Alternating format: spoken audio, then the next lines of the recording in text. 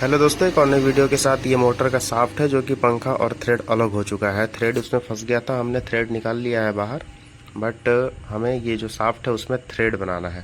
तो थ्रेड बनाने के लिए हमें ये वी कट में एक शाफ्ट कट करके हम इसे वेल्डिंग करेंगे ताकि इसकी मजबूती प्रॉपर तरीके से अच्छे से बने रहे।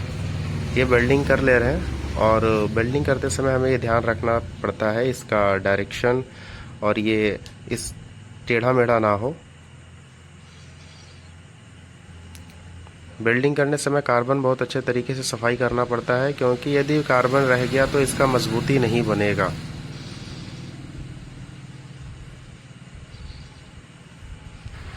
ये प्रॉपर तरीके से वेल्डिंग हो गया है। हमें जितना थ्रेड की आवश्यकता है हम उतना पे इसे शाफ्ट को काट लिए हैं, और लेथ पे हम इसे फिनिशिंग करेंगे। फिनिशिंग करके ये देख सकते हैं हमने थ्रेड और फिनिशिंग दोनों कंप्लीट कर चुका है। प्रॉपर तरीके से थ्रेड बन गया, और इसका टूटने का मेन रीज़न है ये बैरिंग। देख सकते हैं बैरिंग कितना लूज़ है। बैरिंग ख़राब हो गया। बैरिंग ख़राब होने की वजह से ऐसा कस्टमर को फेस करना पड़ा।